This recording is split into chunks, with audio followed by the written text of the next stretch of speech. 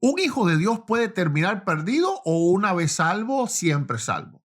Esta pregunta ha dividido a pastores, iglesias, denominaciones durante siglos, pentecostales, bautistas, calvinistas, arminianos, todos dicen tener la Biblia para su postura. Y hoy en este episodio de ¿Quién tiene la razón? Yo no voy a decirte quién la tiene. Vas a ser tú el que lo vas a hacer.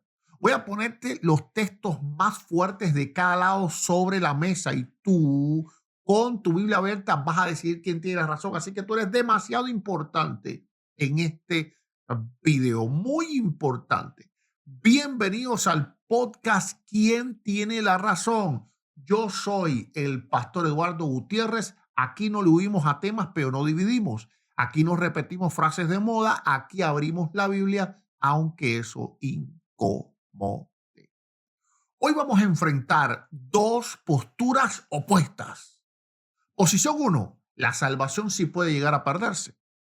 Un cristiano genuino puede apostatar, apartarse deliberadamente de Cristo y terminar condenado si no persevera hasta el fin. Posición 2: la salvación no puede llegar a perderse. Si fuiste salvo, jamás podrás perder esa salvación, pase lo que pase después. Yo voy a presentar las dos posturas con la misma seriedad y fuerza, sin burlarme de ningún lado, sin contradecir. Y tú vas a ser el jurado en los comentarios. Tú vas a decir quién tiene la razón. Así que tú eres demasiado importante en este video.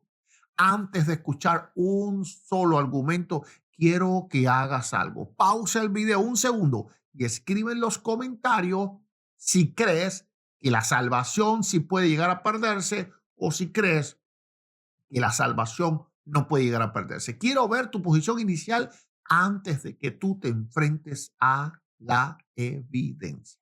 Listo. Vamos a ver si al final cambias de opinión cuando veas los textos y cada parte es increíble. Comencemos entonces y vamos a comenzar con la posición uno. Arrancamos con la posición uno. La salvación sí puede perderse si una persona se aparta, apostata deliberadamente de Cristo y decide no perseverar hasta el fin. Argumento 1.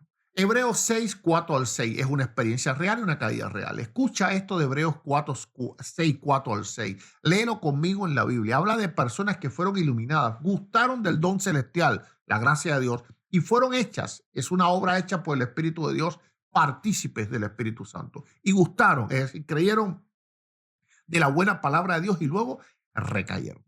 No está describiendo un curioso que visitó la iglesia.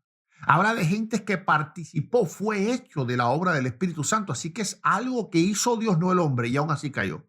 Y el texto dice que es imposible renovarlos otra vez para arrepentimiento. Si nunca fueron salvos, ¿de qué renovarlos habla? Si solo eran simpatizantes, porque usa un lenguaje tan fuerte y tan definitivo.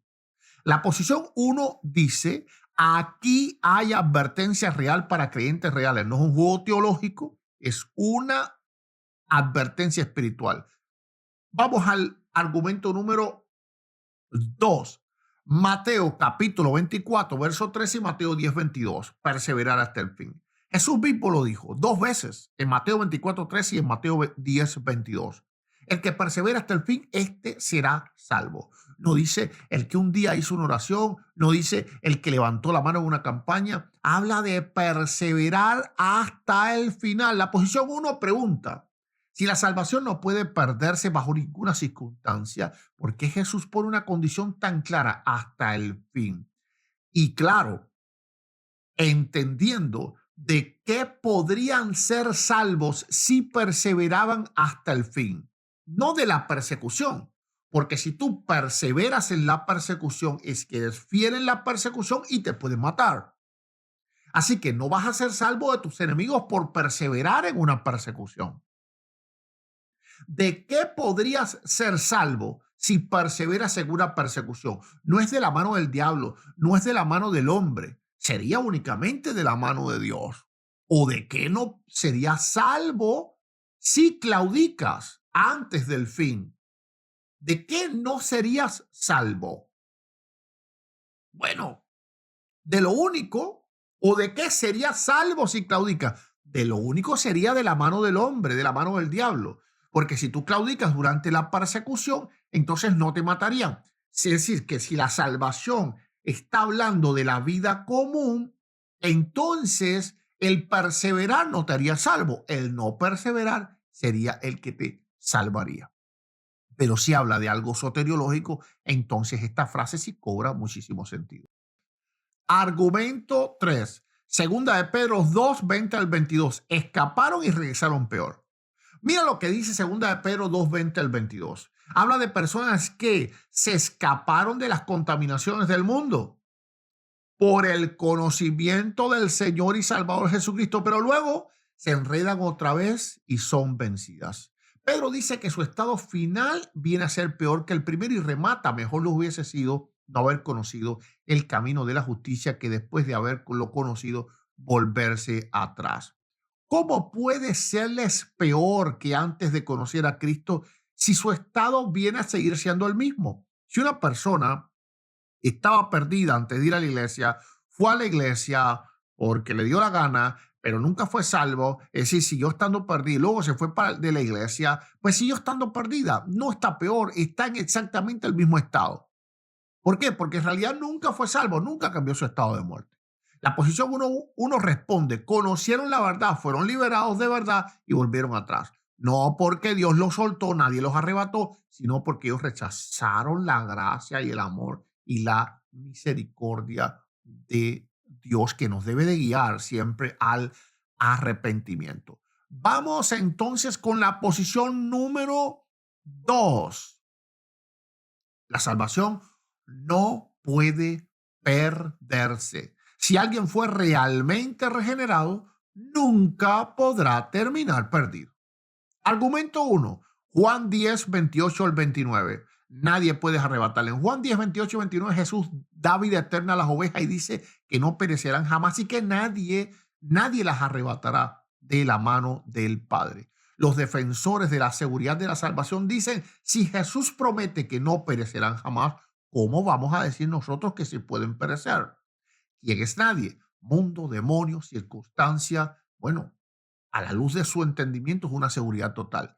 Argumento 2, Romanos 8, 38 al 39. Nada nos separará del amor de Dios. Romanos 8, 38 y 39 declara que nada creado puede separarnos del amor de Dios en Cristo Jesús. Ni muerte, ni vida, ni ángel, ni principado, ni potestad, ni lo presente, ni lo porvenir. Nada. La posición número 2 resalta, si tú eres una criatura, yo soy una criatura, si nada creado puede separarnos como un acto, podría romper algo que Dios aseguró. Argumento tercero, Efesios 1, 13 al 14, el sello del Espíritu Santo como garantía. Efesios 1, 13 y 14 habla de que fuimos sellados con el Espíritu Santo, arras de nuestra herencia hasta la redención. En el mundo antiguo un sello significaba propiedad, protección y garantía, arras.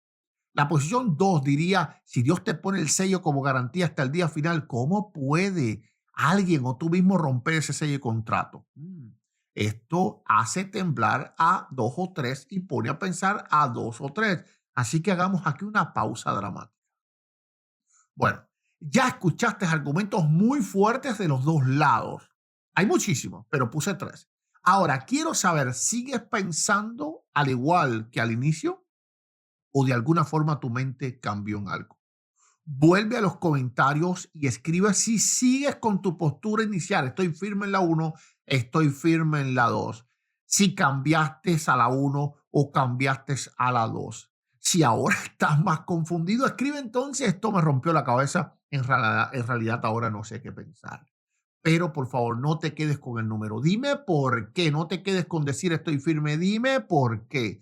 Dame tus argumentos más convincentes. ¿Por qué sigues firme? ¿O por qué estás firme en la posición 1? ¿O por qué sigues firme? ¿Por qué estás firme en la posición 2?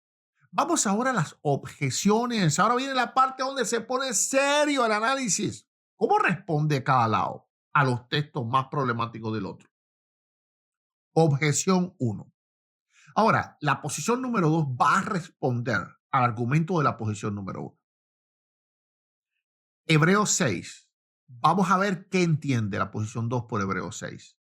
Recordemos, dicen, cabe apuntar y anotar que estos argumentos no son míos. Los de la posición número 2 no son míos, porque yo creo que sí puede llegar a perderse. Estos argumentos los recogí de los más grandes teólogos, John MacArthur y otros más. Entonces, prosigamos. Recordemos, Hebreos 6 habla de personas que participaron del Espíritu y recayeron. Ahora, en realidad nunca fueron salvos, estaban cerca, vieron la obra del Espíritu, pero no nacieron de nuevo. Vieron milagros, prodigios, vieron el amor de Dios, pero nunca en realidad se convirtieron. Son como Judas, que caminó con Jesús, comió con Jesús, bebió con Jesús, vio milagros, pero verdaderamente nunca fue de él. La posición número 1 responde a la objeción de la posición 2. Si el autor solo quiere decir personas que aparentaban, ¿por qué usar un lenguaje tan profundo, tan fuerte, iluminados, participantes, hechos? Si sabemos, ¿verdad?, que Dios de forma monérgica hace, entonces, ¿cómo simplemente eran personas que iban curiosas a la iglesia, gustaron del don celestial? ¿No sería una advertencia vacía hablar así si nunca estuvieron realmente dentro? Por favor, déjame saber en los comentarios si tú crees que la objeción es fuerte o crees que es fuerte la defensa. Objeción 2. Frente a segunda de Pedro, la posición 2 va a lanzar objeción a la posición 1 sobre segunda de Pedro capítulo 2, 20 al 22. Con Pedro 2, Pedro 2, 22, la posición 2 dice, conocieron doctrinalmente, se limpiaron externamente, pero nunca tuvieron una conversión real en el corazón. La posición 1 responde, ¿por qué entonces Pedro afirma que su estado viene a ser peor que el primero y que mejor le hubiese sido no haber conocido a la verdad? Si de todas formas su estado nunca cambia, porque el que está perdido antes de ir a la iglesia sigue perdido estando en la iglesia y continúa estando perdido cuando se va de la iglesia, nunca está peor. En todo caso, en algo pudo haber mejorado, porque conoció al menos la parte moral de la fe cristiana. ¿Por qué estarían peor? Ahora, se está peor porque al apartarse, entonces el diablo viene contra ellos porque sabe el diablo que son verdaderos enemigos de él y no simplemente aliados de él que estaban buscando divisiones dentro de la iglesia. ¿Cómo puede ser peor antes y solo eran unos hipócritas que jamás fueron regenerados? Objeción 3 de la posición 1. Ahora entonces la posición 1 objeta contra la posición 2 respecto a Juan capítulo 10 y a Romanos 8. La posición 1 no niega la seguridad de Juan ni de Romanos 8, pero dice algo clave. Estos textos hablan de que nadie puede arrancarte de Cristo desde afuera, pero no niegan la posibilidad de que tú voluntariamente le des la espalda. Por ejemplo, Dios guardaba al pueblo de Israel de los enemigos externos que sin culpa de Israel verían atacar a Israel. Pero cuando Israel se iba tras los ídolos, Dios lo único que hacía era predicarles la verdad a través de los profetas, pero de ninguna forma evitaba el mal de ellos. Es como un padre que jamás va a soltar la mano de su hijo, pero el hijo puede decidir soltarse y correr hacia el peligro como el hijo pródigo. Es cierto que regresó, pero por su propia voluntad nuevamente. Se fue por su voluntad, así que pudo irse y regresó por su voluntad, así que podía regresar. Ahora hay personas que se van tan lejos que ya no se acuerdan de la casa del Padre. No es que Dios te expulse, no es que nada te arrebate, es que tú eliges rechazarlo y a pesar de todas sus advertencias de su amor, de su gracia, de su compasión que nos debe de llevar al arrepentimiento. Hay pasajes, escucha esto, que incomodas a ambos bandos. Es como que no encajan perfectamente ninguno de ambos. Le pongo uno. Filipenses 2, 12 al 13. Escuchen, porque ambos bandos usan el mismo texto. Ocupaos en vuestra salvación con temor y temblor. Pero después dice, porque Dios es el que en vosotros produce hacia el querer como el hacer. Aquí hay tremenda tensión. Por un lado, temor, responsabilidad y cuidado. Por otro lado, Dios mismo produce el querer y el hacer, es decir, el temor, la responsabilidad y el cuidado. Posición uno enfatiza en el temor y el temblor. Posición 2 enfatiza en que Dios es el que produce eso en nosotros. Y si Dios realmente produce el querer, pero tú puedes resistirte y descuidar una salvación tan grande, pueden ser que ambos tengan razón. Juan 15, 1 al 6, los pámpanos cortados. En Juan 15, Jesús habla de pámpanos. El que no permanece dice que se secan, son cortados y echados al fuego. ¿Puede alguien estar en Cristo solo de apariencia? ¿O estar hablando de una unión real que se rompe por no permanecer? Si eres posición uno, ves aquí una advertencia durísima a creyentes. Si eres posición 2, dice, el que no permanece demuestra que nunca fue de verdad. Romanos 11:22. Dice, mira la bondad y la severidad de Dios. La bondad para contigo si permaneces en esa bondad, pues de otra manera, tú también serías cortado. ¿Qué haces con un si permaneces dirigido a creyentes? Para posición uno, este sí es real. Para posición 2, este sí solo prueba que era verdadero desde el principio, por lo tanto nunca va a ser quitado. Te lo dejo, por favor. Escribe en los comentarios cuáles de estos tres textos parecen más difícil para tu postura. Filipenses 2, Juan 15 o Romanos 11. Vamos a un punto muy álgido de aquí. Más allá de la teoría, pensemos en casos reales que todos hemos visto en la iglesia. Escenario 1, el que caminó fuerte, tenía fe, sirvió y se fue al mundo.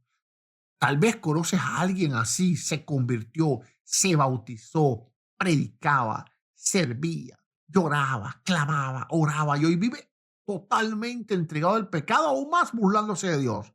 La posición 2 diría, nunca fueron salvos, nunca fue salvo. Solo aparentaba o él creía. Inclusive estaba engañado de forma sincera. La posición uno preguntará, ¿de verdad? Vamos a decir que todo el que vimos así fue una simple actuación o una enajenación de su propia mente. Escenario 2, el que cae se levanta, lucha y persevera. También hay creyentes que han caído feísimo, pero luego se arrepintieron, volvieron a Cristo y oraron, fueron restaurados y hoy siguen viviendo en santidad. Para posición uno, este es un ejemplo de que alguien sí puede perder su salvación, pero puede ser restaurado siempre que claramente no haya ido demasiado lejos. Para posición 2, demuestra que la salvación lo sostuvo, que la gracia de Dios lo fue a buscar como buen pastor y nunca lo dejó ir. En cualquiera de las dos posturas queda claro algo. El pecado no es juego y la perseverancia no es opcional. No es opcional. Por favor, escucha lo que te voy a decir ahora. Te prometí que al final te iba a decir cuál era mi posición personal, aunque ya lo dije por el medio. Después de leer y releer estos y muchísimos textos, de ver las advertencias de Hebreo, de Pedro, de Jesús y muchas más, yo personalmente me inclino a la posición uno. Creo que un creyente genuino puede llegar a apostatar si endurece su corazón y decide apartarse deliberadamente de Cristo. No creo que se pierda la salvación por cualquier tropiezo ni porque tú pecaste, porque todos pecamos. Estoy hablando de una decisión final y obstinada, de un rechazo en Cristo total. Veo a Dios misericordioso, poderoso, buscándonos, disciplinándonos. Lo hace conmigo. Pero también veo en la Biblia a Dios respetando cuando alguien dice, yo simplemente quiero irme. Y ese no muchas veces se vuelve definitivo. Esta es mi lectura. No digo que tengas que estar de acuerdo conmigo. De hecho, este programa se basa en que tú en los comentarios pongas tus argumentos, defiendas lo que creas, lo que crees y nos enseñes a todos. Pero por eso, cuando leo estas advertencias bíblicas, no las suavizo. Las tomo muy, muy, muy, muy en serio. Y ahora vamos a un llamado a la reflexión muy importante. Más allá de ganar un debate en los comentarios, la pregunta clave no es cuál postura es más sofisticada, sino cómo está tu vida el día de hoy, cómo estás delante de Dios. Si la salvación no se pierde, tú crees que no se pierde, eso jamás debe de ser excusa para vivir relajadamente o en pecado. Y si la salvación puede perderse, si crees que puede perderse, eso jamás debe de llevarte a desconfiar del amor y de la gracia y del sacrificio de Cristo en la cruz del Calvario. Si estás frío, tibio, lejos, jugando con el pecado, hoy no es día para filosofiar, hoy es día para volver a Cristo con todo tu corazón. Si estás firme, caminando con el Señor, este tema debería de llevarte a una sola conclusión: vigilar, orar y permanecer cualquiera que sea tu posición, porque lo hacemos no por temor, sino por amor. Ahora sí llegó el momento de que tú hagas lo tuyo. Número uno, en los comentarios quiero leer tu postura final después de este episodio. Estoy firme en la uno, estoy firme en la 2, cambié a la 1, cambié a la 2. No sé, sigo procesando. Número 2, no solo digas si estás firme o si cambiaste. Escribe todos los argumentos y textos bíblicos que te hacen mantenerte firme en tu postura, sea cual sea, o que te hicieron cambiar de postura, sea cual sea. Si este contenido te ayudó a pensar, a meditar, a reflexionar bíblicamente, dale like.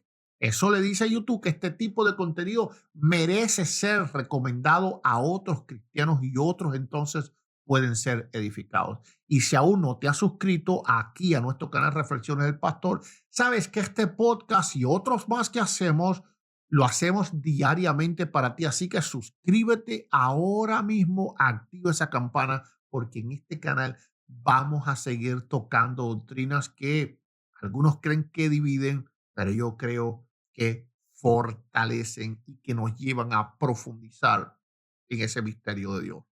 Hoy hablamos de si la salvación podría llegar a perderse o no, pero en el próximo episodio vamos a ir a un tema aún más explosivo y tú no te lo quieres perder. Así que cuento contigo, mi amada hermana, mi amado hermano, dos posturas, dos lecturas de la Biblia y tú a quién decides. Aquí decides quién tiene la razón. Gracias por haber llegado hasta aquí. No te quedes solo escuchando. Entra en los comentarios, deja tu postura, defiéndela con texto bíblico, con argumentos, no con ofensa.